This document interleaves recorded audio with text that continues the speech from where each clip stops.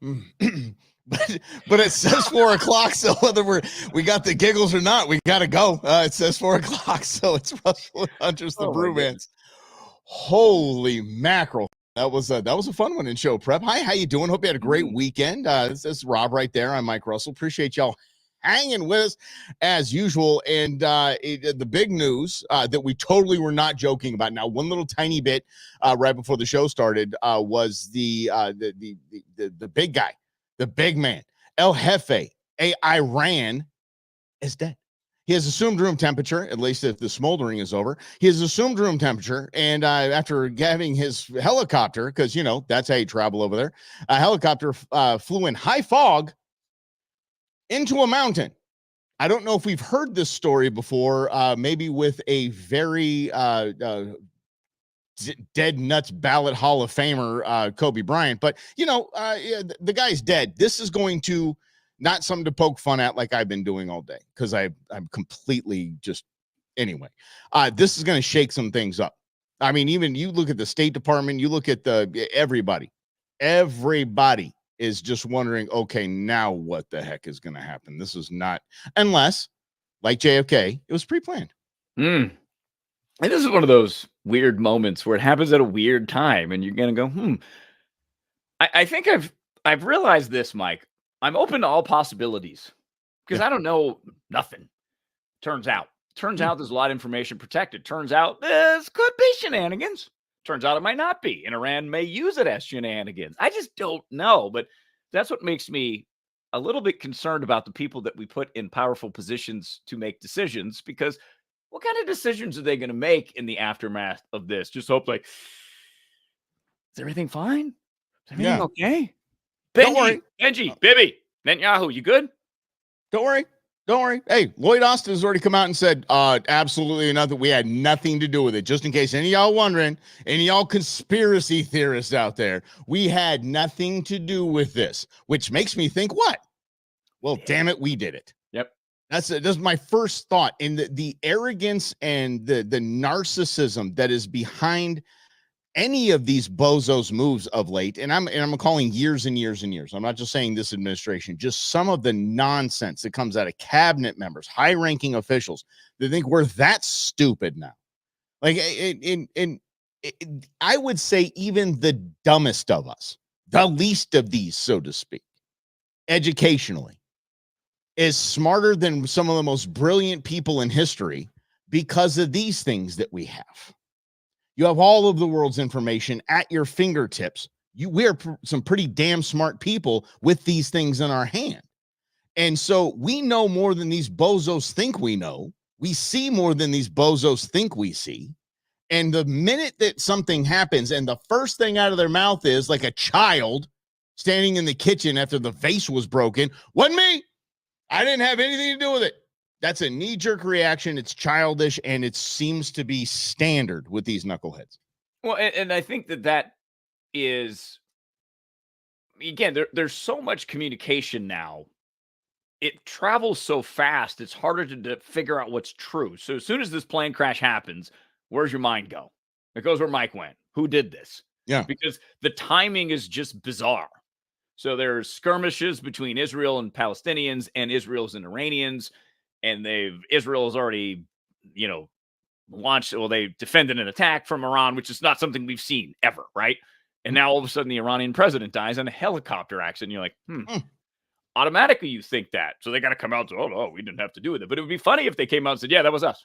Yeah. We did it because we're telling you the truth. And, well, we didn't like that guy and we didn't want him to live anymore. So we messed up his helicopter. It would be the best Trump press conference ever. Well, earlier today, our forces carried out the greatest attack in U.S. forces history. We are a greater, more stable world now than ever in the history of the galaxy because of me. Because of me, exactly. Shane Gillis is a comedian who has a great Trump impression. In one of his stand-up specials, Shane Gillis used to be on SNL. He was kicked off for making some off-color jokes. Yeah. And he went back on SNL and made the same jokes. God love him. Right. I like him. Okay. Exactly right. He's very funny.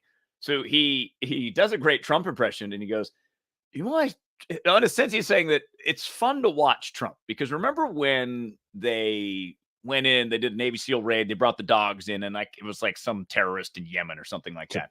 And Trump comes in and goes, he died like a dog. He cried like a girl. And he just says Trump's words. That's just the way he does it. Like, that's that swagger, right? Trump will come out like, I don't know that we did it, but he died like a punk in the mountains, in the foggy conditions. In the world. Died like a female dog, if you know what I mean. Female dog. Whining like a little female dog. Yeah, exactly. Greatest ever. Okay. Yeah, but that would have been I fine. And again, Lloyd Austin could have said, "Yeah, dummies, yeah, it was us," and walked off stage. No one, we wouldn't be talking about it right now. We'd been all right. They must have had a reason. Okay, sure, cool, good. And this is you understand how unstable Iran is right now, and maybe that's by design. But I mean, what's happening now is going to be I can out terror the next guy. Pick me. Watch me. I can out terror everyone. I have like head of whatever military, the guard or whatever they call it over there. And watch me launch a nuke. What? Pick me. It's so unstable and so nope. Don't like what I'm seeing over there. One little tiny bit. And this is one of the reasons why I surface level pay attention now. I kind of unplugged because my big challenge is I don't trust the people in these positions. To go back to that, Mike, that's what makes me more nervous than anything else. So for me, I'm just like, okay, how is it going to impact me? Well, I'm probably above age to be drafted. I'll be 46 in a couple weeks.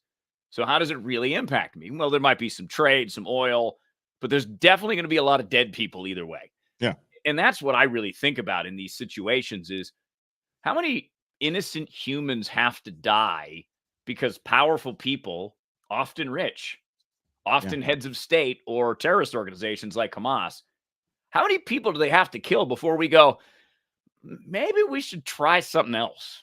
Because all we're getting is death and destruction while people are running off making millions of dollars. Because those Hamas guys that run Hamas are millionaires and billionaires. And they don't even live in Palestine, Gaza. They're out in Qatar, probably in mansions, probably drinking on the weekends, even though you're not supposed to. You're supposed to drink on the weekends?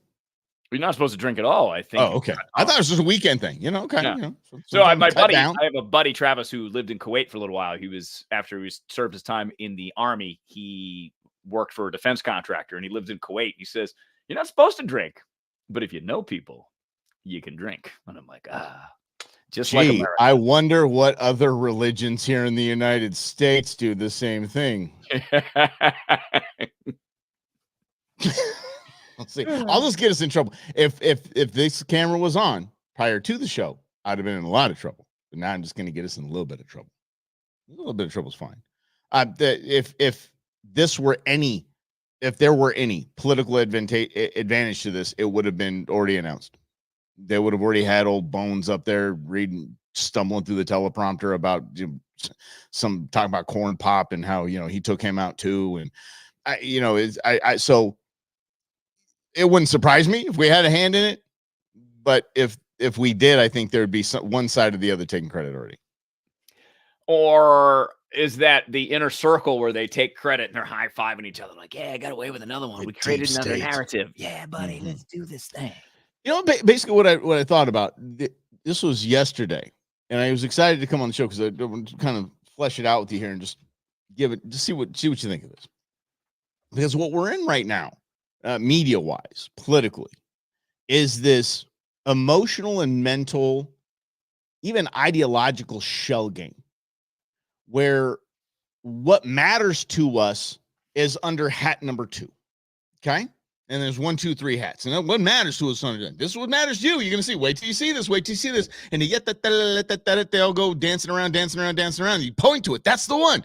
And then they lift it up and it's like, oh, Biden stumbled on a teleprompter and fell off his bike. Oh, sorry.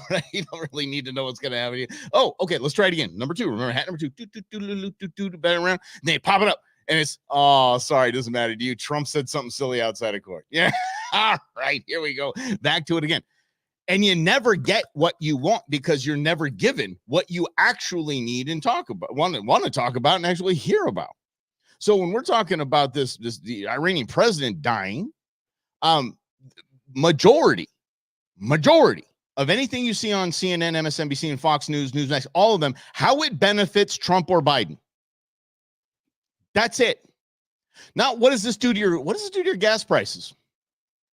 What's this going to do does this jack supply chain at all? What does this do to the stock market? How's the market reacting? Nope.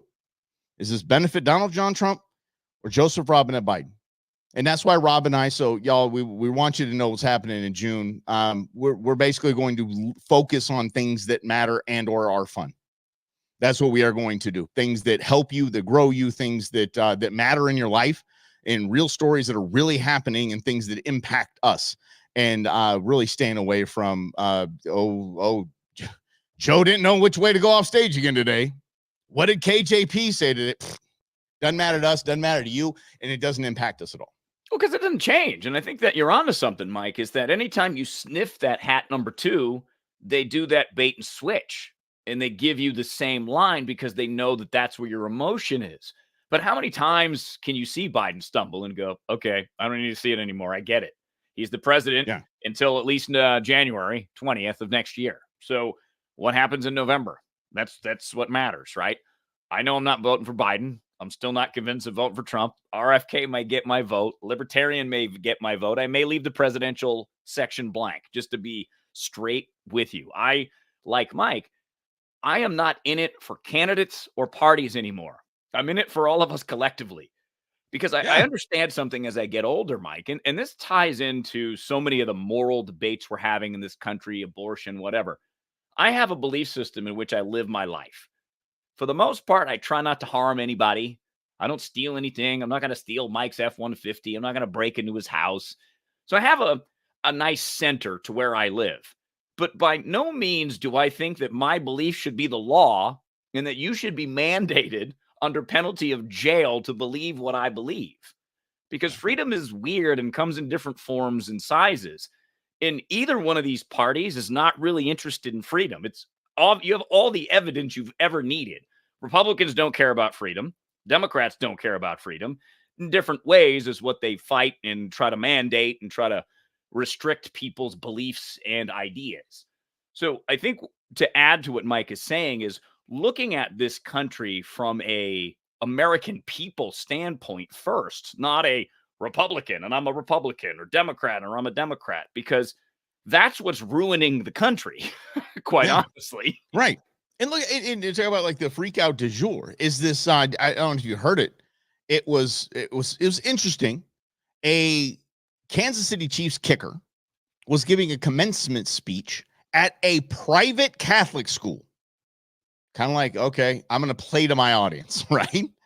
And he brings that, and I'm paraphrasing, where, the accomplishments of your job or your degree or something will pale in comparison to you. Basically, ladies, staying home and having the babies. Okay, that's basically what the crux of it was, or at least what was taken out in the media, ran with it and said, okay, this guy just told everybody to stay home in the kitchen barefoot and pregnant and send us back to Warden June Cleaver. Okay, whatever. Nuclear family really is what he was getting at, but he was talking to basically a home crowd. It was, again, a private Catholic school. So why would I even care that is his thought and feeling, and he voiced it? It calls to the NFL to kick him out of the league. He's the most accurate kicker there is. No. Because that's how I feel. That's how I was raised. That's how my wife and I are raised in our family. And I really hope that for you. I wish what I have had through my life is given to you. I hope you have the same treasures that I feel are above my NFL salary. That's all it was. Freak out calls for this guy's head. And then he goes on an interview and actually doubles down on it. And I'm impressed by him saying that. But here's the deal. Bottom line is, didn't impact me. Didn't at all. Didn't impact Rob. Didn't impact Grez. Dell. Nope. You guys probably saw the headline and were like, well, whatever. Not, because keeps us divided and keeps us on a path of being a really crappy country if we stay on this. No, that's exactly right, because it's very clear. Republicans have had a chance. Let's just use the last 20 years. Let's just go to modern history starting at 9/11. 9/11, a fundamental shift in how America operates and how they spend your money. I just saw a number the other day, Mike. It was absurd. I can't even remember what it was. The amount of daily spending in Afghanistan for 20 years. It was $300 million or something a day. Crazy. It might have been 30. I don't know what the exact number was. But the point is, America decided to use those resources, of which we have limited ones, both financial resources and personnel resources with our soldiers and embassy personnel, spies, etc. Put them into this country for 20 years for a net gain of zero. In fact, it was a loss. Yeah, loss, big loss. It not only was it a loss, embarrassment for the United States, because we propped up Afghanistan for 2 decades and then just let it fall and left all the equipment behind because we didn't care. And in the rush, 13 U.S. service members were blown up by a suicide bomber, as well as 100 or so other people that were trying to get out of Afghanistan because of America's failure. But we somehow are not looking at those 20 years collectively and saying, that was a collective decision made by Republican and Democrat presidents. And the end result was the same. So if we're still picking our side and thinking our side has all the answers, what answers? Because the debt is up, because we spent so many of those resources in Afghanistan. Collectively, right? From George Bush to Joe Biden. Every president in between did it. Every president okayed it. Every Congress in between, Republican Congresses, Democrat Congresses. That's just one example. And it didn't solve any problems. The women of Afghanistan, I was just talking to intern Beans a couple of minutes ago about hope and how hope gives you this big flame, but sometimes the flame runs out because hope is snatched away from you. That's what we did to Afghanistan, but it's not like in America where maybe your hope, you got a job, right? Oh, okay, it's another job to get. In Afghanistan, there's no education for girls to get. Nope.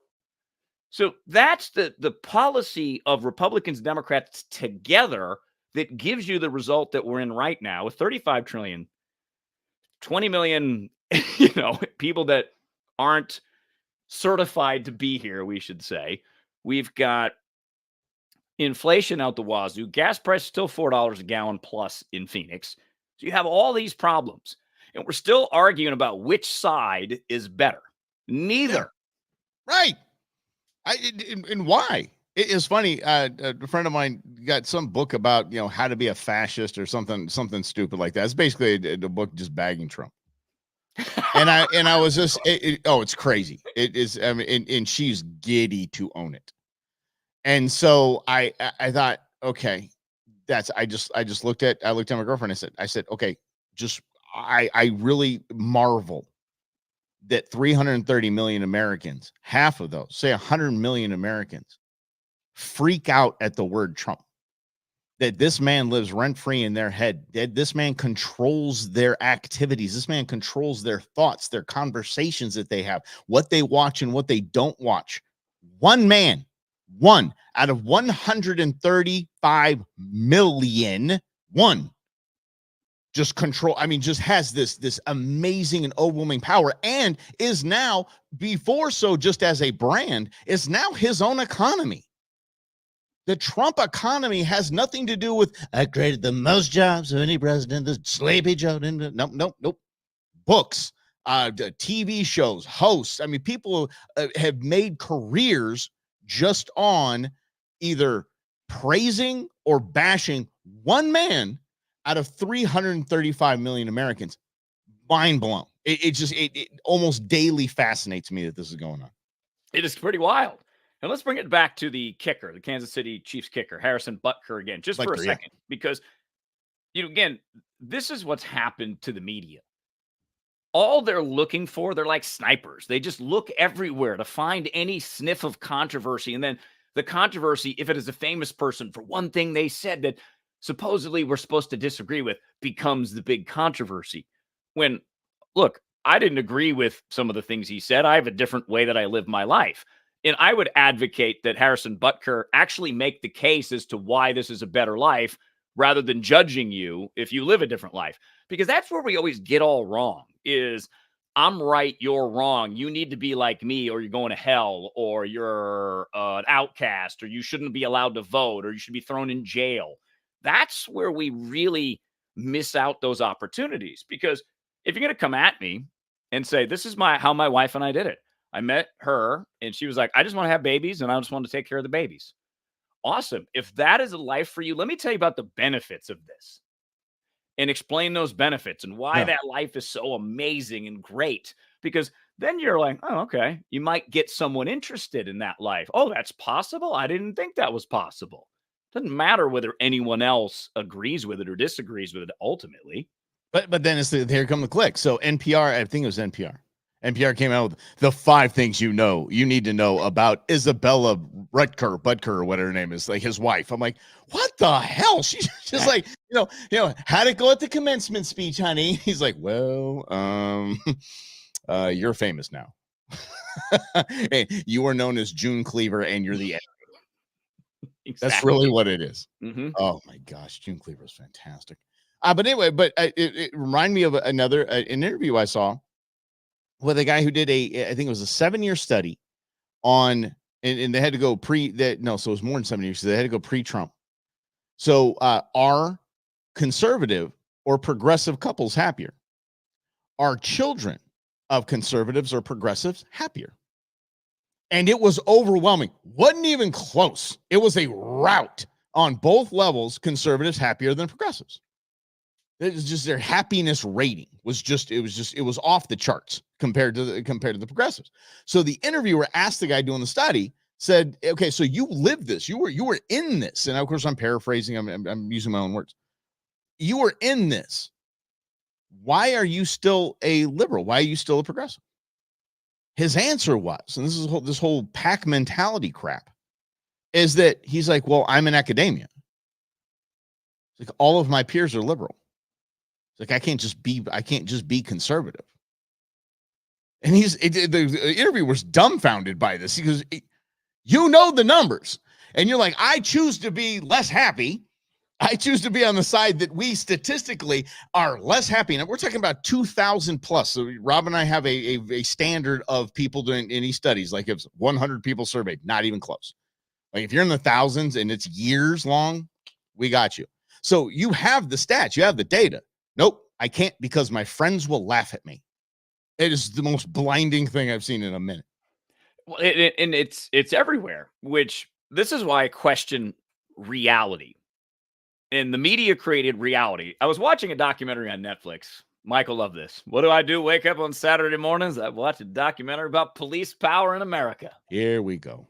But see, here's the problem with this documentary. It's literally called Power. I would tell you don't watch it because everything in it, you already know.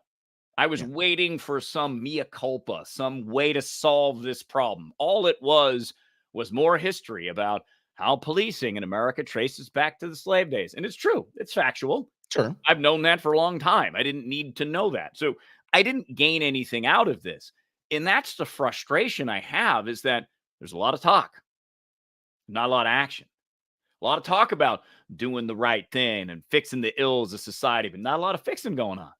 And now we're running out of the resources to be able to fix those ills of society that were created by the government. So now we have to think outside the box and try to solve these problems on our own, because that's ultimately what the government has left us to do, is that we're out here on our own. So in watching this documentary, I again wonder, because one of the people that was interviewed in it makes this point about how people's views of the police are shaped by media coverage, by cop friends, whatever your interaction is. But that's not a really deep depth of knowledge of what it's like to be a cop. That's not a realistic view of what a police department does on a day-to-day basis. So if you think cops are all out there shooting black people, well, yes, that happens, but not as often as you probably believe. And cops probably have more great interactions with people than not.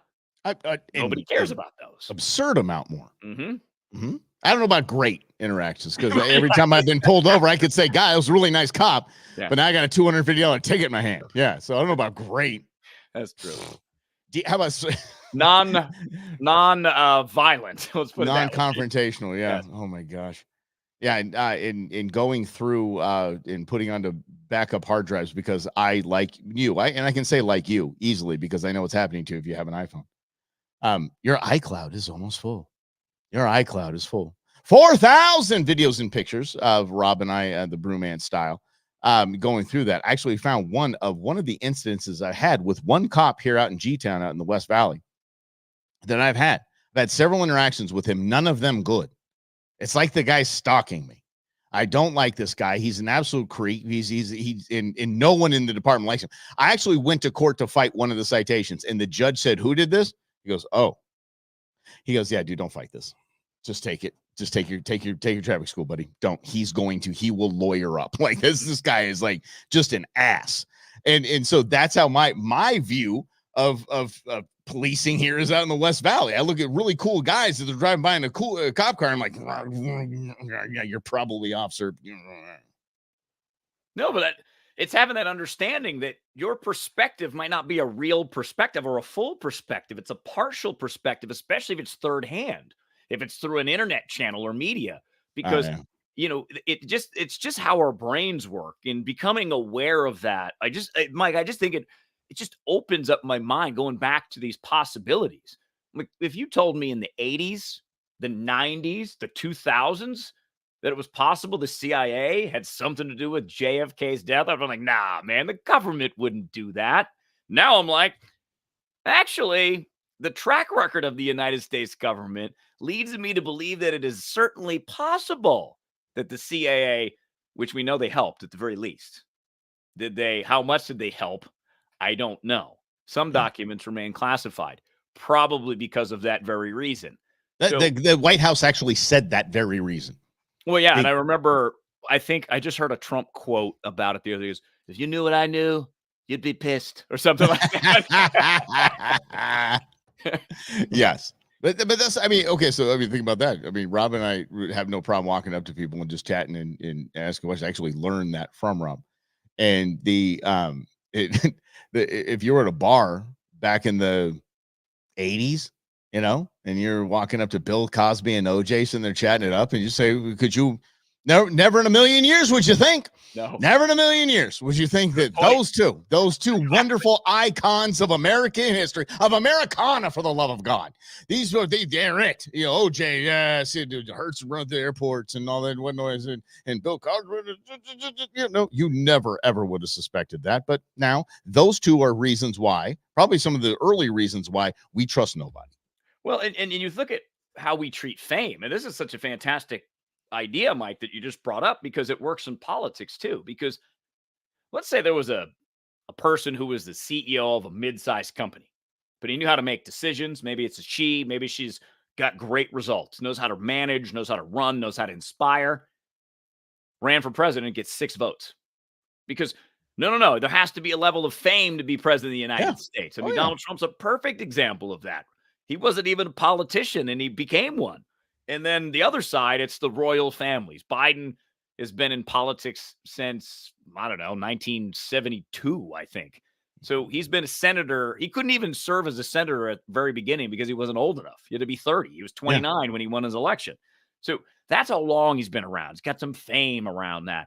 And to think that someone famous, because they entertain us, they got to be a good person, because they have PR managers who put stories into the press, and the press is just looking for easy things to cover, and celebrities are easy to cover. So Bill Cosby appears at this event. Charity Focus donates $1 million. Oh my God, Bill Cosby's great. Meanwhile, Bill Cosby's actually Bill Cosby, the one Mike was just talking about. Yeah.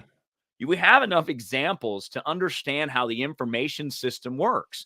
The information system is an economy designed to keep people like Bill Cosby and Harvey Weinstein and Joe Biden protected, because the media really just wants access to these people.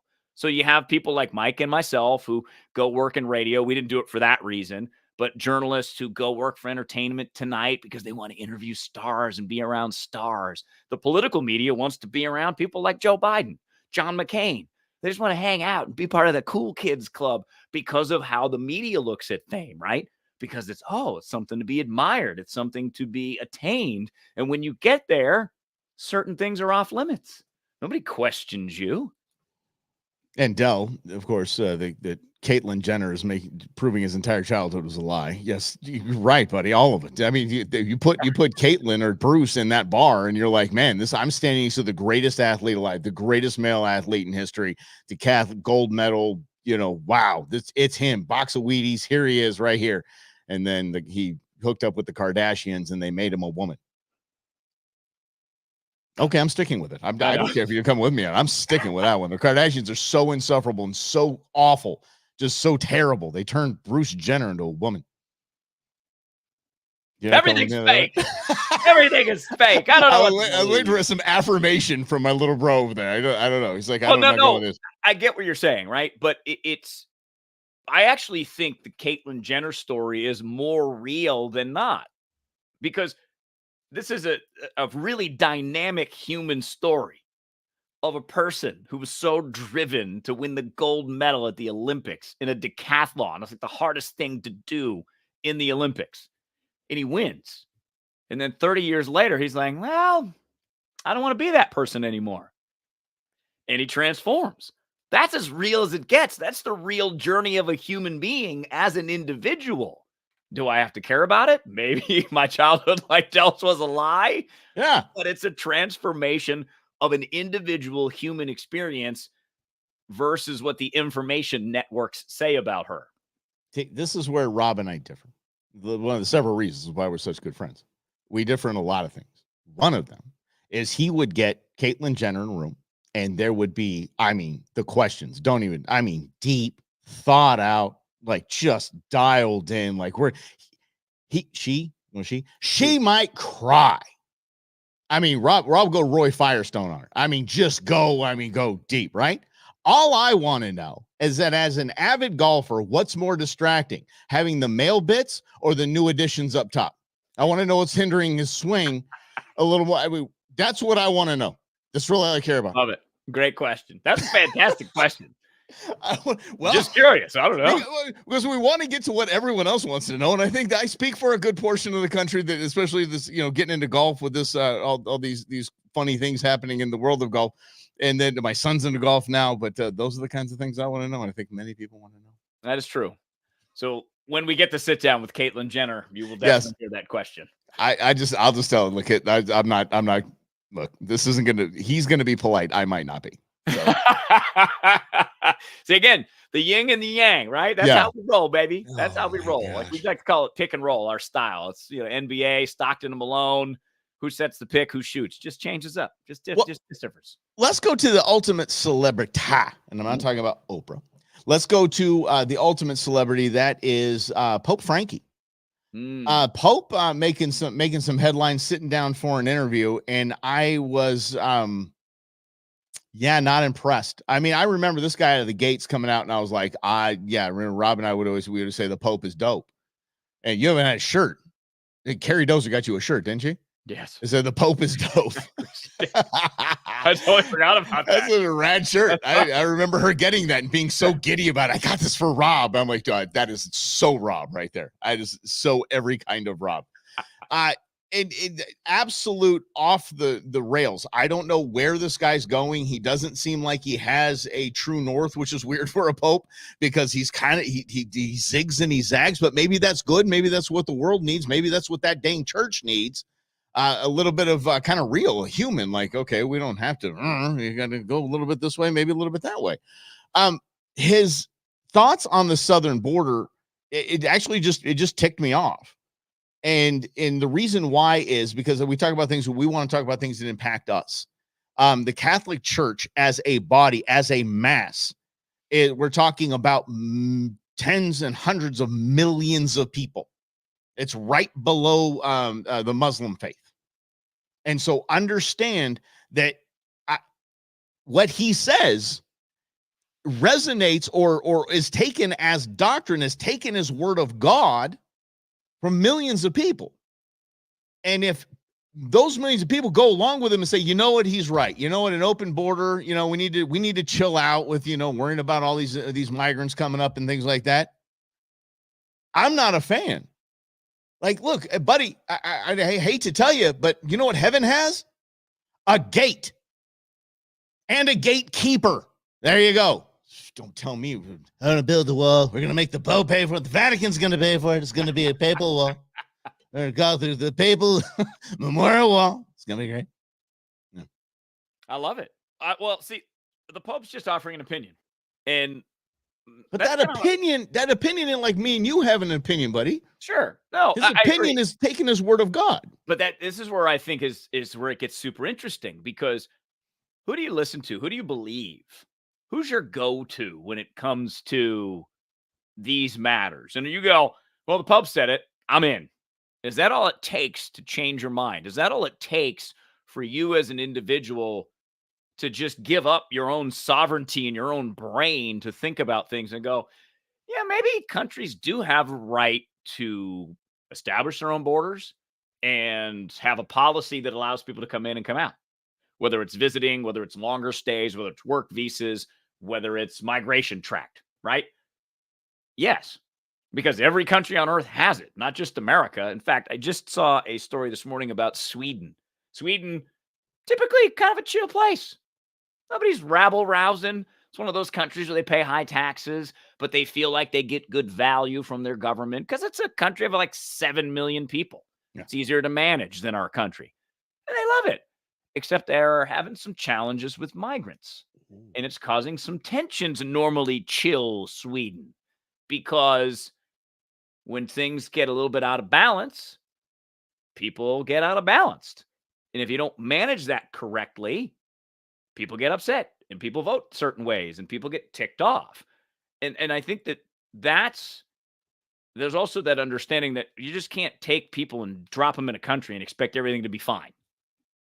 There's not enough jobs. There's not enough economy around that. Nobody, there's all kinds of legal things that you have to go through.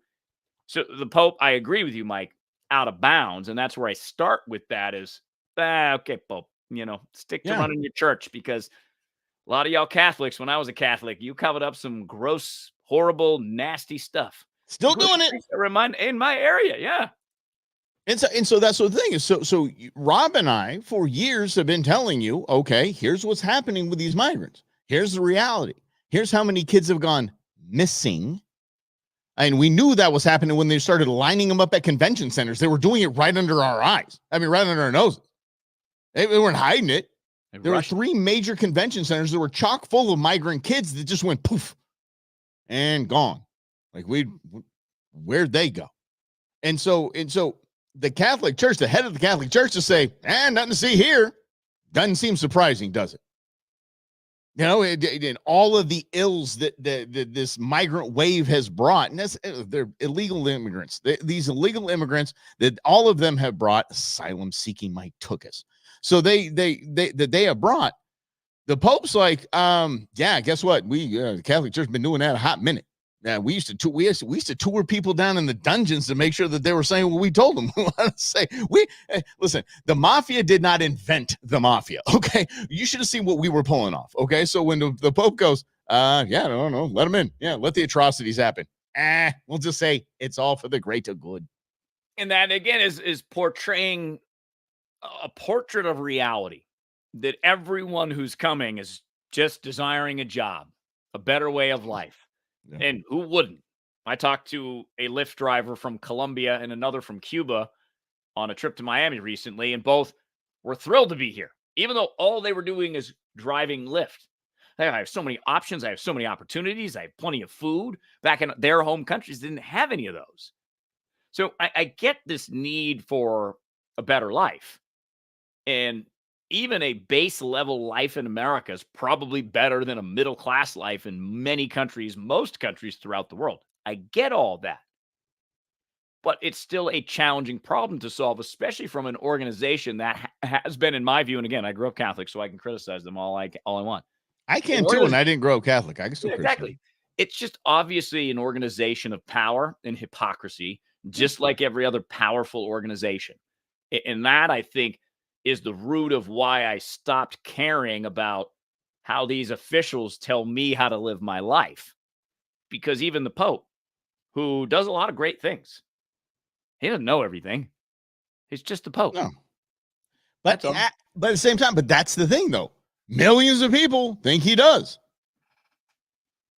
It really is what it is. What do what you say is basically he is the Corinne Jean-Pierre of God.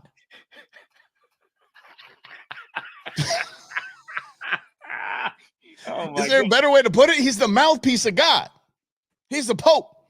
He's the top dog. Slightly better than I would agree with that. Honest, I mean, you put 30 years on this guy, he's going to be more coherent than that. Okay, I told you before the show started, I got in some real trouble. Whew. Feisty. All right, but here's a question. And Lynn, Grizz, Greg, Rhonda, you guys answer this too. Dell, is this the biggest challenge in America then? Is that many people just don't want to be free thinkers. They just want to be told what to think, and they'll do that. Because this is what happened during the pandemic. I don't know if it was 60%, 50%, 70%, 40%. Just like, okay, whatever they say, I'm going to do. Turns out they lied. Turns out it was about making money. Turns out they violated the First Amendment. Turns out the government did all those things we say we hate when governments do, but we're like, yeah, it's fine. That was a pandemic. That is a big, to me, Mike, this is one of the biggest challenges in America is that for some reason, we don't want to think for ourselves. Because if we thought for ourselves, we would say, I see what they're doing. Going back to your hat trick, Mike, the 3-card Molly trick. I see what you're doing. I see you moving this around, and your sleight of hand is causing me to pay attention to the thing I don't want. Yeah. Okay. I don't know. Well, let's talk about. I want to go back to what you said about just kind of earning out. Basically earning scraping a living together, being the middle class. Because you did bring up middle class. So there's a new report out, and this is from the where are we going here? Okay. Oh, this is a U.S. study. All right. Okay. Individual salaries, what it takes to be considered middle class in your state. Did you see this, Robbie?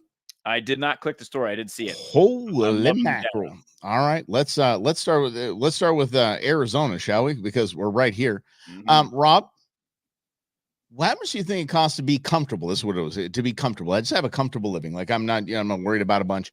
How much does it cost here in the great state of Arizona, the greatest state 48? The greatest in the nation. Which one? I'm going to guess comfort is going to come around $80,000. $97,000.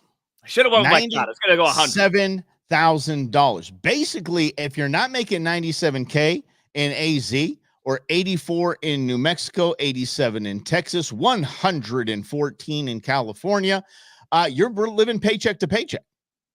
Basically, part of the comfort index was I can put some money aside and I have some money saved for an emergency. You have to make that much money. $100,000 used to be it. I don't think I'll get much disagreement from anybody listening right now. $100,000 used to be your thing, dude. If I can make $100,000 a year, I got to get up there. I got to make $100,000 a year. Then we're good. We're doing it. I got my financial guys going to be working out my retirement. I'm going to be maybe investing in another property, and I got putting away a little bit away for the kids for college. And we're set. Got the cars paid off. The house is going to be paid off in 5-10 years. We got this at $100,000. Now you're just past in the state of Arizona and under in the state of California, living paycheck to paycheck. Crazy. I'm absolutely stunned by this. I don't know why it hit me so hard, but I was like, mother of all things, this is absolutely crazy. Well, I know that our inflation at least was 23% in Phoenix, Scottsdale. Yeah. Highest in the nation, maybe second highest in the nation other than small place in Alaska, maybe.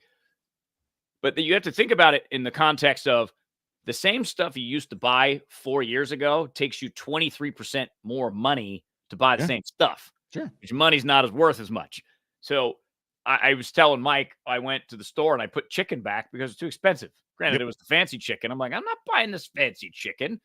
Nope. It's that realization when you check the prices that you're in a losing situation, and it doesn't seem like anybody wants to help you get out of it, because since it's politics, we have our 3-card Molly. We have to move the hat around to make you mad about the end of democracy instead of the prices that you're paying and the squeeze that you're facing that was caused by the same people who are making decisions today about this country. And that's why decisions to me, Mike, are the most important things, not what they say on the campaign trail. There are fancy speeches that they don't even write. What matters is what happens with the decisions that they make and how they impact you and the world.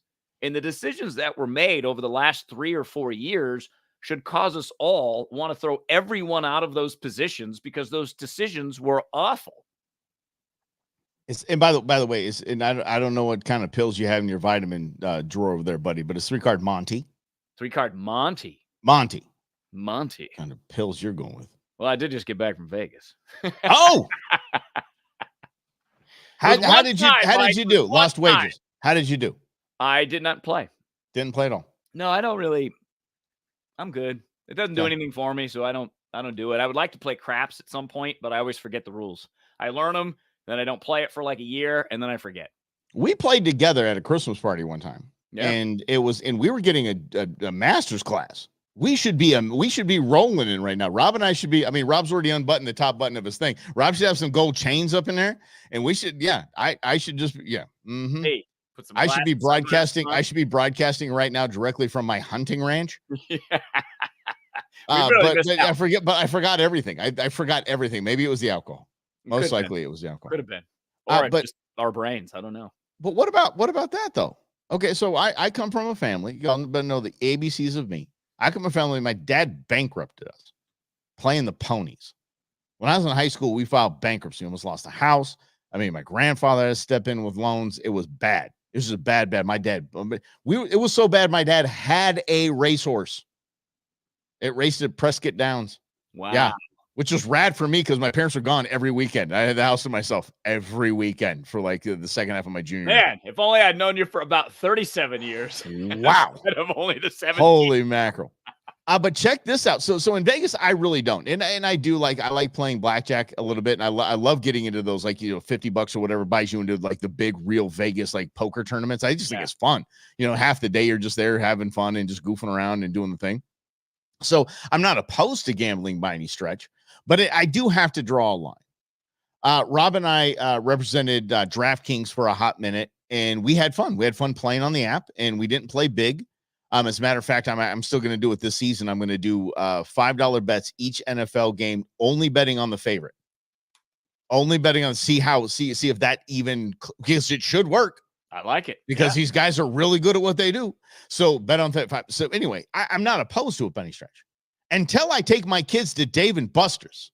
Dave & Buster's now, I don't know if you all know this. Dave & Buster's, you can gamble. You can gamble now. They're allowing you to bet on video games.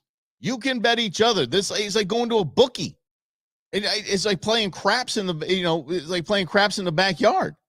It's unbelievable. Now, I mean, just getting their hands in it. The states where gambling's legal. Let's go. Dave & Buster's getting in on it.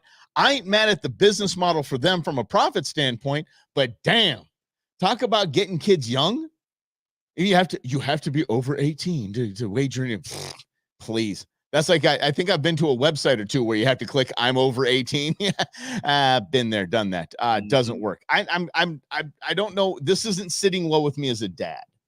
Yeah, and I could get that, but this is kind of the society that we're building. It's kind of funny because you mentioned childhood, because the way I kind of understand my own life now is if I go back to childhood, I had certain points of view, and those points of view were formed by my 7 or 8-year-old self, points of view that I kept in place for a very long time. And those points of view, not always right. Bad interpretations of some things that happened, right? So in understanding those 7 or 8-year-old interpretations and how they made me view the world, they impact me still to this day. Yeah. So that's to Mike's point about getting kids early and what you surround your kids with and what the language that they hear is, because they're exposed to a gazillion times more stuff than we are because of these things right here. Exactly. So that's a huge challenge because the hooks that you put on yourself get earlier and earlier. So if you start gambling at 12 before your brain is really developed at all, what happens to you at 32? Okay. I got to tell a story. Ooh, yay. So I think it was 6th grade, might have been 7th. sixth, sixth, seventh. Let's just call it sixth.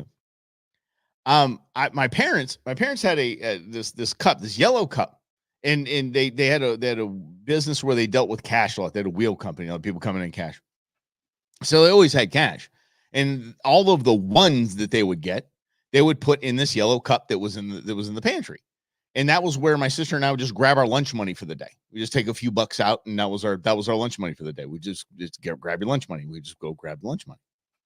So I thought, as a buddy of mine, he's like, man, he's like, I really wanted to grab whatever. Bing. Hold on a second. If I grab $2 more out of this thing, I can loan it to my buddy, run points on this, and get it back the next couple of days. No lie. I got busted for loan sharking in 6th grade. I got busted for loan sharking. All I wanted was a go-kart. I was like, all I have to do is get $500. If I get to the $500, I get the coolest go-kart anyone's ever seen. Because you think about back in those days, I mean, it was in the 80s. So, I mean, $500, that's a hell of a go-kart. So I was like, I just got to keep saving up. And I was killing it. Okay. Then I got caught. And so, yeah, there you go. But anyway, so I'm thinking about me at Dave & Buster's as a 6th grader. Oh, yeah. I straight mob, man. Are you kidding me? Just go in there with your dollar bills. You need more? Yo, I would not be here right now. I would be in jail. If I had that opportunity and that mindset that I had in 6th grade. Good point. Oh, man. That's a fantastic point. But that's how the 6th grade mind works. It works differently than an adult brain. It's supposed to work differently than an adult brain, which is why it's not a great idea to expose them to adult things early in life, because let them not worry about adult stuff. Yeah. The world's crazy enough as it is. Let them worry about it when they become adults, not when they're 12. Right. But I don't even think that's a worry. To them, it's just like it's right because it's at Dave & Buster's. Absolutely. Like, why is it? It can't be wrong. I'm here at a kid's arcade and I'm gambling. So why is that? That doesn't make it wrong, right? It's not like back in the day where you had to go to the back of the movie place where you go around, and they had those saloon doors that squeaked really loud. You didn't have to put effort into being nefarious. Here, like, you're looking around, you're like, what? Everybody's gambling. Everybody is. It's not like a smoky room in the back where they're running a poker game. Yeah, right. It's an arcade, dude. Mm-hmm. It's going to be interesting to see how this all transforms, this technological age, in about 20 years when these kids become adults and they have real jobs and they have to think about how to support themselves. Because I assume not every 32-year-old wants to continue living with mom and dad. No. Well, actually, maybe. I mean, what are we instilling? Is it a work ethic into the kids? We're not instilling any of that noise. That's why I followed Dana White. Dana White said, look, he tells his kids, if you're the least bit savage, you'll run the table with any of these snowflakes running around here. You really will. It's very true. I mean, just look at all the college protests, the kids that were protesting for the Palestinian rights while ordering Uber Eats. That's just ridiculous on the surface.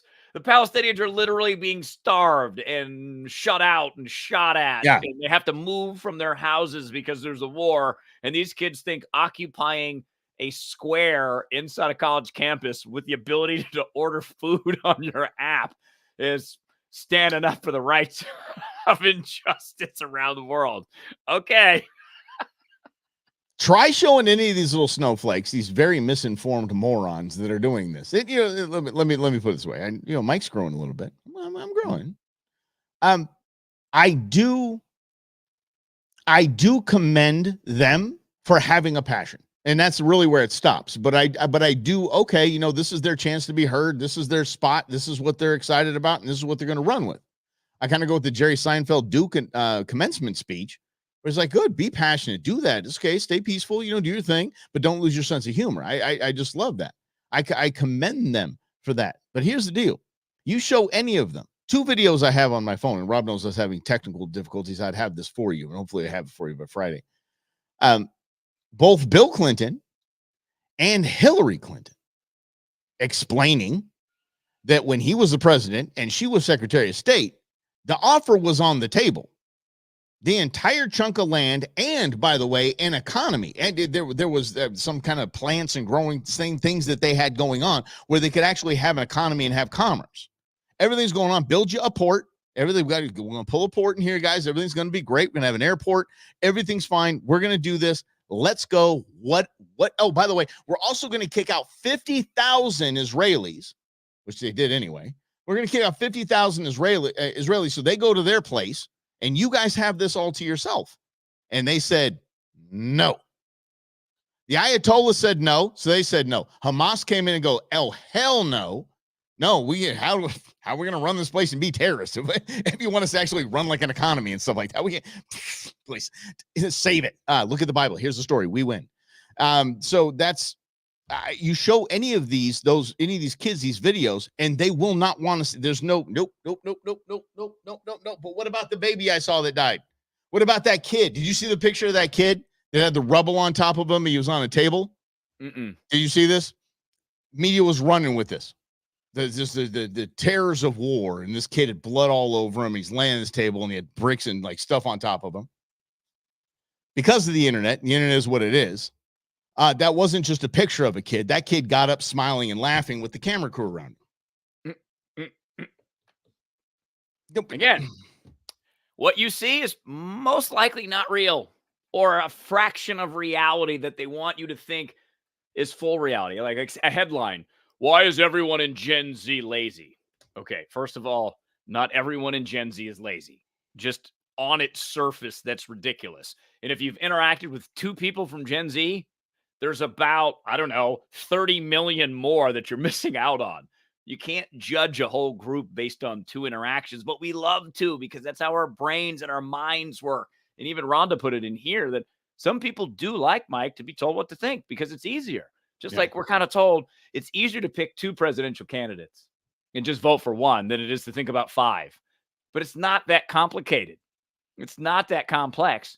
We just do like to whittle it down and make it easy on ourselves and then complain about how crappy everything is. Oh, yeah.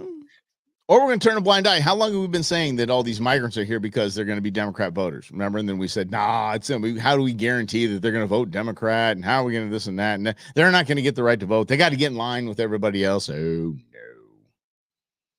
Come to find out that legally, if they feel, and this is written, if they feel as if they are a U.S. citizen, they can vote in a federal election to be counted. Damn. We didn't see that one coming, but we thought, oh yeah, that's why they're doing it. They're just doing this, doing this to get doing this to get a couple more votes. You know what I mean? No, actually swinging entire states as it kind of puts the pieces of the puzzle to why they're being flown to certain states and not others. Well, but you have to see, this goes back to the zoom out principle and how politics really works. Democrats like to expand voter rights because they're able to easily find people to fill out a ballot on the spot. They get to take it and mail it in. Democrats have a whole system for that across the United States.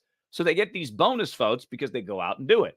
Republicans, on the other side, they like to restrict those types of things.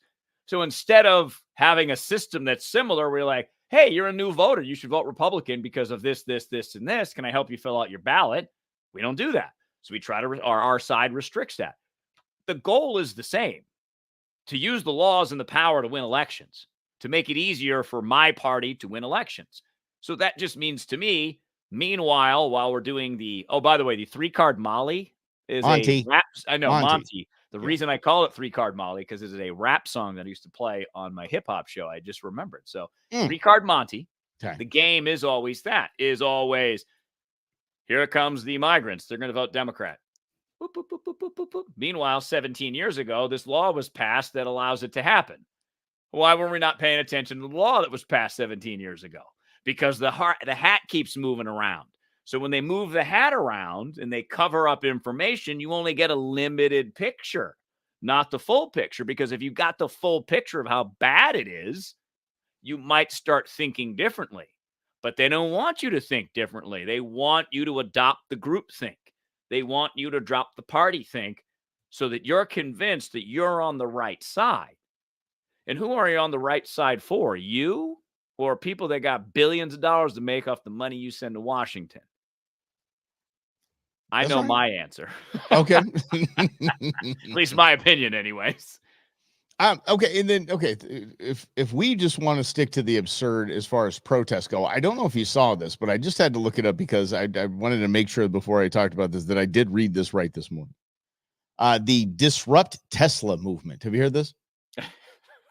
I haven't heard that term. Yes, the German potential German Tesla plant is being protested and overrun by young protesters. I thought Tesla was. I wait a second. I thought Tesla was it. I thought Tesla was the cool kid. I thought Tesla was where they're saving the planet. Tesla, right? Well, that was only when Elon Musk, who helped bring us Tesla, it was only when he was perceived to be on the side of climate change. Oh, okay. Now that he's open-minded, can't like him anymore. Can't like him because he can't like anybody. To be honest, can't like anyone to ask questions. If you ask questions, you're a conspiracy theorist. If you ask questions, you cannot be liked. If you ask questions, you get protested. And I think that these are legitimate questions that even if you're truly seeking. Rob and I used to work with a guy that was just a very interesting individual. And again, our last interaction with him was just absolutely absurd. And he had some issues. But I'll tell you that for the most part, the shows that I've done with him, any interactions I've had with him, the man asks a lot of questions. And he's genuinely asking questions for genuine answers. He asks a lot of questions. And I was always impressed by that because he really wanted to know things. He was really genuinely interested in other people. Some a little bit too much, but whatever. We're going to keep going on that. And now, if I ask questions, if I genuinely want to know, okay, I want to get to the bottom of what's causing climate change. No, it's humans. Okay, good. I genuinely want to get to the bottom of how humans are causing climate change. It's carbon emissions. Okay, I genuinely want to get to the bottom of how. If I ask questions, I'm going against their narrative. Their narrative is just take what we say as settled science, and that's it. If you disagree or even question, forget about even disagreeing. I'm a climate denier because I want to know why 0.04% of anything is able to change its entirety. I want to know. Can a scientist tell me that? And then I'm on board.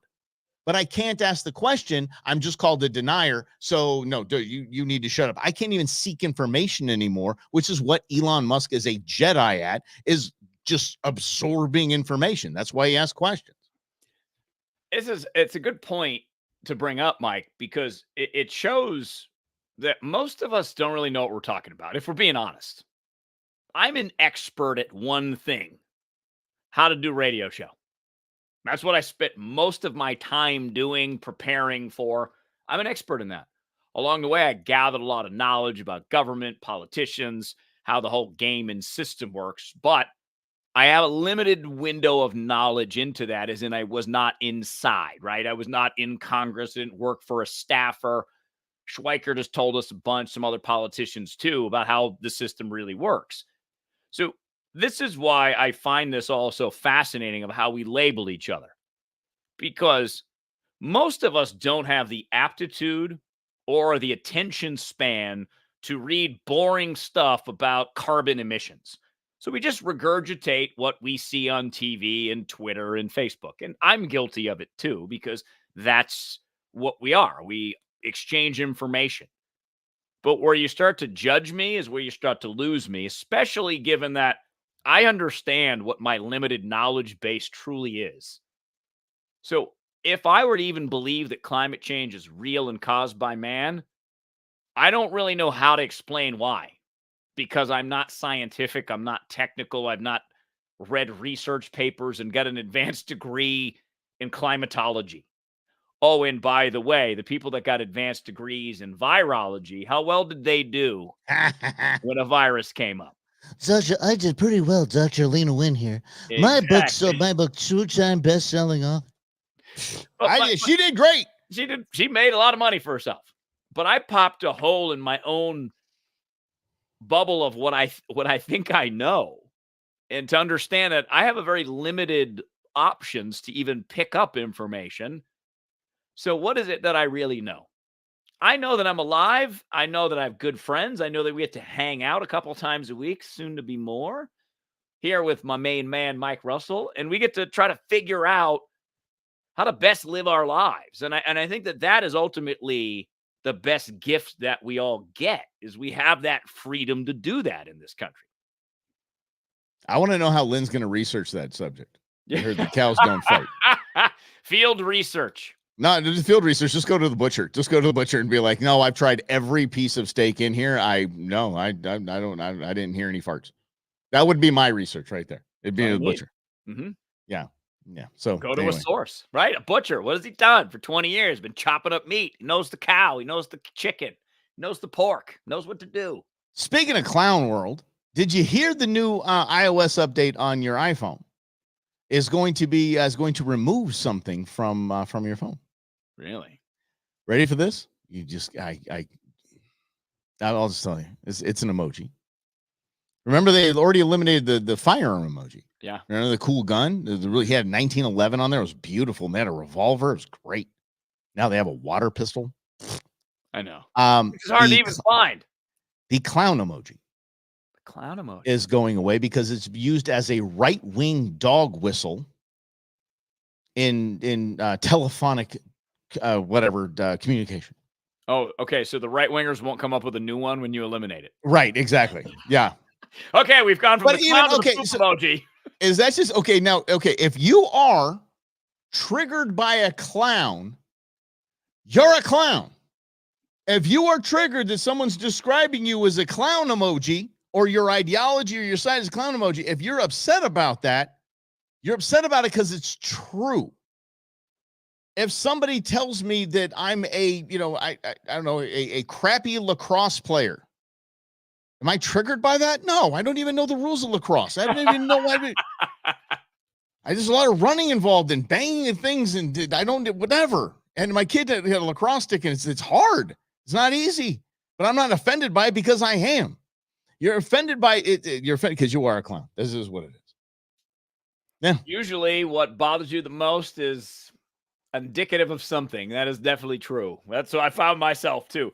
Yeah. And this is what I find so fascinating, even bringing the young people, is that how much of their own mental well-being they give other people who can say clown and you freak out. You don't think that you're the problem, not them, because you can't control what they say no matter what. You can pass a law.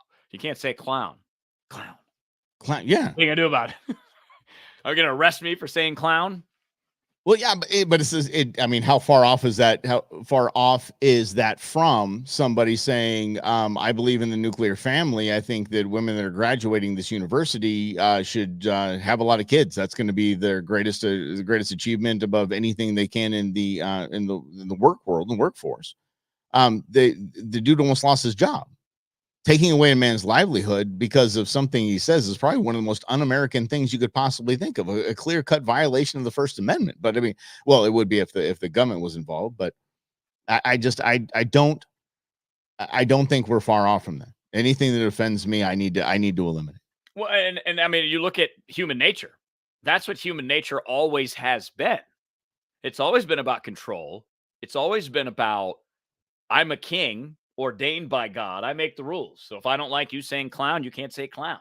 And if you say clown, I'll chop your arm off. We always resort to this safety of those in power and what it is that they want. So if young people take over and get their way, First Amendment's dead because they don't respect it. They don't appreciate it. They've been taught the opposite, that's not sticks and stones anymore. It's just the words. Shatter the glass house, so therefore ban the words. You can't ban the words. No matter what law you pass. Just like you can't. Murder didn't stop because we made a law. People still murder each other all the time, every day. But it's a law. It's against the law. Yeah, the laws don't stop it. Laws are just punishments for when you do the thing in the law. So it's completely ridiculous, but it is those lessons to learn for all of us. This is always the revert back to. We revert back to our animalistic ways when we grew up in the Middle Ages and started living in societies and started protecting each other from things that make us unsafe. And now we're so safe, emotions are safety. Because you think about, I was reading this analysis. The New York Times put out all these crime stats, homicides everywhere where there was a homicide in the United States over a couple of year period. So naturally, I look because Mike knows I'm kind of like economically challenged adjacent. That right there. You're there. Mm-hmm. I hear gunshots, I don't know, 2-3 times a year down the street. So am I unsafe because I hear gunshots? Not really, because they're not on my street. But it's closer, so it might make me think I'm not safe. So I look at this crime stat, and there was like one murder down the street, and then there's like one murder up the street. I'm like, but what is this actually telling me? Nothing. It's telling me something that happened. If there were 37 murders last weekend, I'd be in the south side of Chicago. It'd be a little bit different. All right. But it's one random murder that happened in 2022 a mile from my house. It doesn't make me unsafe. So I have to feel unsafe about something. Remember when Jack in the Box was killing people? Oh, yeah. Remember early 90s? Yeah. I ate there almost every single day because I could get 2 Jumbo Jacks fries and like a Coke for $1.99. Like they were giving food away. I was like, I am in heaven right now. I ate more Jack in the Box. Yeah, because they were undercooked a patty and it made somebody sick and made a couple people sick and one of the couple people died. And then it's now, yeah. Remember the same as McDonald's giving away coffee. Bingo. Coffee was damn near free after they burned that lady up. And by the way, just so you know, I don't know if you'll know this. That was a legitimate claim. It was very legit. That was a very legitimate claim. That was not just, I spilled my coffee and I sued McDonald's. She had to have genitalia reconstructive surgery. And this is an old lady. So this was beyond any kind of safe liquid that was handed her. So it really was. Example of the 3-card Monty again, right? Because I was told that, someone sued McDonald's because they spilled hot coffee on themselves. No, it burned through the styrofoam cup. That's how hot it was. Yeah. Like that's not good. I always tripped out my grandparents every time. They love McDonald's. I was that kid always got in the stocking, got from their grandparents, always got the little booklets, the coupon book, $5 coupon so books. Great. Oh yeah. And so we went to McDonald's all the time and they would order their coffee hot and then they would go back and they'd say, it's not hot enough. And I'm like, are you bleeping kidding me? I couldn't even hold the tray that had the coffee on it because the tray was melting. And now you want it hotter. And this poor kid behind the counter is like, right. Mm-hmm. Okay. I'll make it hotter. I don't know how. Is there a temperature gauge in the coffee pot? Please just bring out anybody got a flamethrower? We really got to bring this there. Yeah. Oh, yeah, I got it out the back. Sorry, I was here. Recharging the flame. The Russells are here, and Fran isn't having it. Fran isn't having this cold coffee crap. He wants his 400-degree surface of the sun coffee. Here it is. Good Lord. All right, let's get to this because it has to happen. We've got to talk about this because an age-old debate went to court. Oh. And apparently I didn't know it was an age-old debate, but apparently it's an age-old debate, so much so that it had to go to court. It went to court in Indiana, and a judge has finally ruled. And by the way, this is the most American of American things. If you want to settle something, fine, take it to court. Cool. Let our judicial system work it out, work it all the way up to the Supreme Court, and they stamp it. That is the way of the land. That is it. Until it's challenged, that's it. So from here on out, I would like to celebrate Taco Tuesday sandwich. Taco Sandwich Tuesday. Or Burrito Sandwich Wednesday. Because a judge has ruled in Indiana that a taco and a burrito are, in fact, sandwiches. Literally, this was on the court docket. Attorneys took this up. And by the way, and if it was just two like best buddy attorneys that are like competing law firms or something like that, and they're like, dude, whatever, let's just do it. Let's just come on. We know Judge Harris over here. We know he's gonna take the case because we went to law school with him. Oh man, we're gonna get this guy. Oh, it's gonna be great. But hey, it's settled science now. But I don't like what he did because a taco is not a sandwich. For the love of grief, it just isn't. I mean, it's a folded and intact. It's nachos with his blank put together. You know what I'm saying? He's got his stuff together, right? If you went to a New York deli, you get a sandwich. You don't get a taco because it's not a sandwich. Right. It's not, but we also have a taco salad, which is a 3,000 calorie salad, which is perfect because you're eating a salad. So tacos are great things. Taco can be a salad. Taco cannot be a sandwich. Neither can a burrito. But he said, this bozo in Indiana, this is how we settled it. It does not settle at all. That a taco is a Mexican style sandwich. A burrito is a Mexican style sandwich. And how burrito got lumped in there, I have no idea. A sandwich, by definition, is something sandwiched in between two pieces of bread. Last I checked, a tortilla is not bread. Is it bread? And it's only one. The taco shell is one whole thing. It's glorious, but yeah, it is. I know, and there's no offense. I eat taco every day. No big deal. Damn right. Yep. I'm not. Just keep the taco a separate thing. We got tacos, we got burritos, we got sandwiches. They're all separate categories. What's the problem? But here's the gig. Because I escaped Southern California. This is where I was born and raised. In Southern California, let me put it this way, any state outside of California, every menu has something that's California style. And that means it has sprouts or avocado on it or both. And that makes it California style. And it could be anything.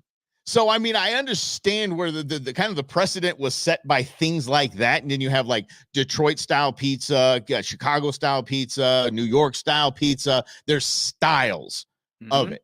And so I guess you can pull a muscle stretching for style of sandwich and put taco in there. I just don't see it. And this is one of the things where I'm like, heading right to the appeals court where we're filing the appeal immediately. Keep tacos separate. We just let tacos. Tacos are my favorite food group.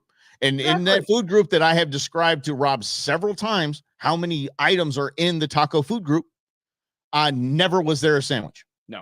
Mm-mm. You don't go to Jimmy John's and order the number 12 taco. No. You go to Jimmy John's and order the number 12 California style. It's got the cucumber and the avocado in it. So, hey, mad at that. No, I'm not mad at that. I think this is, in one way, a great story, and in one way, a tragic story. Because why tragic? Why is this in court? This isn't like we sue everything. Everything's got to be settled by a judge. Judges have become, I didn't even know, way too powerful. And like, I will get to determine. Oh my goodness, probably some lawsuit about a way a sandwich is supposed to be, and see if they fit it in. Who knows? It's always about money. But I'm on board though. Make this like, and I've said this going back to basically our world of politics and how it's changed, and basically how we run the system of governance in the nation. That the more we can take instances that have to do with politicians, elected officials, and social media, the higher we can get those decisions in courts, then we finally can establish the real rules of the road when it comes to an entirely new media that the founding fathers had no idea would even be a thing.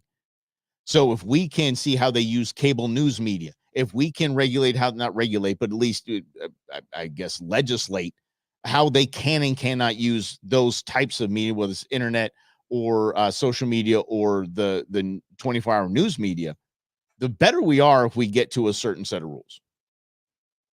And you can only do that through getting it up to the Supreme Court. That's the only way you can do it. And like same with Trump. Trump blocked people from his Twitter account.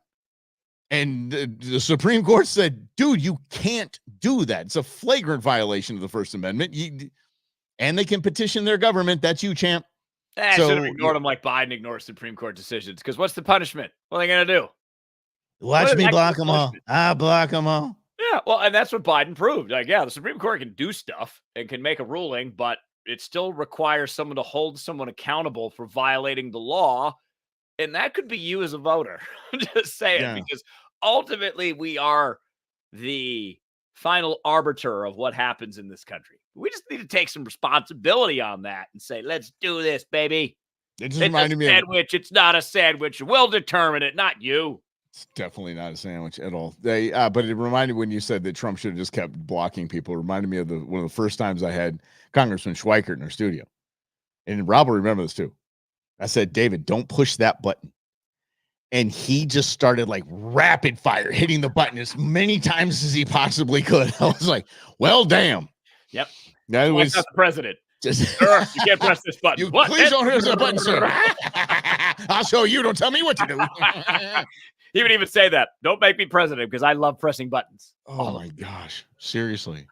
And that's why I'm so surprised we can pull this live streaming thing off that we do, dude. I really do. Because me pushing buttons, Rob is more technology advanced than I am. I buttons and me, tech and me just don't. Nope.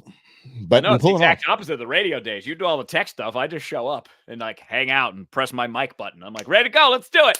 Yeah, and see, here's the deal though. There was a little bit of older brother, little brother kind of thing in that. Because you see, if you never want to do laundry in a relationship, you take the brightest, newest red shirt you can and you put it in with the whites. And you'll never be asked to do laundry again. You see, I established this. I don't push buttons. Tech hates me. All I had to do is show up and talk. Yes. Good thing. Rob's like, damn, you got me. I know. For 3.5 years, you got me. Yeah. But Rob, he's done everything in radio. And board operating is the only job really I didn't do in radio. And because I don't have the attention span to, I really, truly don't. People say, oh, it's so easy. I'm like, I'm looking at those guys doing that. I don't, timing things out and all that and pushing this button and that button and what goes on there is your fault. And nope. The timing of things is always the worst. You got to like, okay, how much is this? You got to do it in minutes and seconds. You know, it's not it's a pain in the butt. There's the metric system in there for some reason. We don't even know. It has to do with time. But then our friend Andrew Babinski introduced me to the calculator that does time. And I'm like, oh, awesome. So it just made it a little bit easier. Because, you know, you're trying to concentrate on the show. You're not trying to do math. So you just type in, okay, there's 2 minutes and 30 seconds worth of commercials. There's a 20-second promo. There's a 5-second liner. Okay, I need to be out at this time. Boom, done. But I mean, that would probably be the easiest thing for me. Math is, Rob would test this. Maths, I'm good at that. I can do that crap in my head. I'm good at math. Just the pushing buttons thing, man. Here we go. See, that's why a good team. You do the math, I'll press the button. Tell me when. Okay. All right. I have one more story I want to share. Okay, please do, please. Quick and then we'll get to some of these comments here. It involves the United States Postal Service. A worker has been busted in his UPS truck because this Postal Service employee wanted to race a Mustang, and they were both caught at 100+ miles per hour. I had no idea a postal truck could go over 100 miles an hour. I love this story. That person should be the postal hero of the decade. Going postal now means going fast. Going fast. Love it. Yeah, my grandmother was the first female mail carrier to retire in the state of California. Really? Yep. Good old Frances Russell there. How about that? You know, let me tell you something. If it can get up to 100, she got that damn thing up to 100. I guarantee you. Woo! Holy cow. But it reminds me of, like, that dude was obviously going to quit. That was like his last day. He was like, dude, watch. I'm just going to have some fun. It reminds me of that guy. Oh God, who was it? Was it JetBlue? I think it was JetBlue or Spirit or one of those little offshoot airlines or something like that, where the guy got on the horn, addressed the entire plane and quit. He basically just gave this speech about quit. They're on the tarmac. They're moving towards the runway. He is telling everybody how he's going to quit. And so obviously they stop the plane. He opens the door, pops the chute, the slide that goes down. Then he comes back up the chute, grabs 2 beers out of the fridge, and then slides his butt down there. He's out of here. Gone. He quit like that. If you're going to quit, damn it, do that, because that is fantastic. There's nothing wrong with the way to quit. And if you're going to quit as a mail carrier, just, okay, we're drag racing. Let's go. I'm going to get this little, I am still shocked that those could do 100 miles an hour. I'm sure it was screaming loudly. I mean, yeah, it's done. Like the wheels just coming off of the thing. Mail's flying out the back. Sorry, Hunter, there's your mail. There's your unwanted mail that we put in your mailbox. That's what he did. He got in front of the Mustang and he just hit the button and the doors open. It's like a bat smoke screen. He's gone. Holy mackerel. All right, here, let's get to some of this stuff. What do we got here? Yeah. Reagan's first going for. Is it what Grizz said there was one bar in Abu Dhabi during the first Gulf War. Is a British hotel. What's this? Abu Dhabi? That goes back to Bahrain. In Bahrain. Okay, got it. They Yeah, drink yeah. much in the Middle East. So yeah, apparently he had to go to the British hotel. The British, which makes sense. Go to pub. Yeah. We're gonna head to pub. Yeah. Like like they say in Snatch, you guys spawn the language. No one here speaks it. Yeah. That's what we're here when we talk about the media's one soap opera at this point. Who cares the hyperbole? It really is, Namusha. Del, that's a brilliant point. And it really is. It is a soap opera. You look at what I believe, Rob, you covered on Friday. And again, thanks for stepping in for me. But I think you covered the MTG stuff. Yeah, the Marjorie Taylor Greene and AOC and Plaskin fight. And I think Plaskin was in there too, right? I mean, it was just absolute. It was absurdity. But it actually got me excited. Because Rob will test this. I want it to be more like Parliament. I want fighting, yelling, hollering, chucking stuff. Somebody come over the top ropes. I'm all about that noise. Let's go. I used to. Now I'm just bored by the whole thing because it's been that'll make it less boring. Years. Well, that'll make it less even boring. like an entertaining fight. It was just a base level fake eyelashes. Then an AOC calls her baby girl and says we don't insult each other's appearances. And then the Democrat insults Marjorie Taylor Greene's appearance. So I'm like, okay. No, but Rhonda says, let's go with Jerry Springer style. I'm saying we, get the security guards out there to break out the fights. Maybe some Geraldo, somebody gets a chair chucked at their beak. I think that is a fantastic idea. I just say, why not? Again, because it makes it less boring. Maybe people will start paying attention to exactly what their politicians are saying and doing. Maybe. No. Well, that's what they want. They definitely want attention. That's for sure. Yeah, that's definitely it. All right, it's sad to say. So get to Grizz here. Sad to say people just love being told, yeah, you went to Catholic school and kicked me because you asked questions. You got kicked? Which I'm not a huge fan of Catholic Church, but I will tell you that if you could pop a kid for popping off, because intern Sarah is now a 6th grade teacher in public school here in the West Valley. I'm sure she's thought of it. I'm sure her uncle, me, has very much wished that she could. And the parents as well. Oh, yeah. No, I mean pop the parents is what I mean. Bozos. Oh, probably why you want to pop the kids, because that's exactly why we have a teacher shortage. It has nothing to do with kids, because kids are kids. They're little hellions. They don't have developed brains. They're just acting on hormones and they're all just idiots. They are. Parents who should know better are the problem in why we have a teacher shortage, period. And why we have messed up kids. Yes. Good job, everybody. Yeah, all right. Yeah, can't blame me. I don't have any kids. I don't have any kids to screw up yet. No, he's trying to screw up mine. That's exactly right. Hey, by the way, no, what in big celebration, big congratulations. Speaking of Mike, is the intern Nuge. He got a job. He did. He is gainfully employed. Starts Wednesday. Did his orientation this weekend. I was so proud. What area of work is he stepping into? He is going to be a greeter, going to move up to a server at a local eatery. Okay. Yeah. Good. I'm definitely going to go in and be like, Nuge! Yeah, Nuge. Where's Nuge? Table. Intern Nuge. Where you at, bud? I want that table right there. I know there's people there. I want you to kick them out. It's your Uncle Rob here. Yes. Mm-hmm. Yeah. I'm stoked to get a discount. Which is funny, you get the family discount there, and the family discount takes the prices somewhere around where they used to be 3 years ago. Yeah, right. Exactly. Cool. So you're saving inflation. Good job. Exactly. The inflation buster. Inflation. I go there all the time, every day. It's the cheapest meal I can get. Yeah, well, he was telling me what jobs and what restaurants and stuff he's going to apply for, and I was like, okay, I'll allow it. Okay, I'll allow that one. Like, no, don't wait. Yeah. No, I don't want to eat there. Yeah, no. Not like Uncle Rob with the OG. Olive Garden. Good Italian cooking right there. What's that? Good Italian cooking. Great Italian cooking. If there were any Italians within 50 feet of you, you would have been punched right there. Oh, absolutely. Which is why I said it. Oh, yes. Hey, man, the food ain't bad. It's good. It's consistent. And it's just Americanized Italian food. I hear that. All right, Grizz. And said Mrs. Grizz is a teacher. Yeah. Yeah. And it is. They get it from the parents. Of course they get it from the parents. I mean, so Intercer actually has a hat because this is her first year teaching. The funniest hat I've seen in a long time. It says, quite literally, my first rodeo.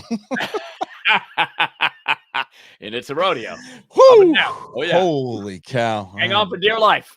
God save us all. I tell you. All right, everybody. Hey, we're going to do this again. We're working on some cool stuff for June. So stay tuned for that. It's going to be a lot of fun. It's going to be a lot more of us and a lot less of the noise and just stuff that's just cool to talk about and stuff that actually matters to us. What do you think about that? So that's going to be coming up. So stay tuned for that. Friday Nooner is going to happen at noon on Friday. Hey, guess you see how that works. All right. He's Rob. I'm Mike. Have a great evening, everybody. Thanks for spending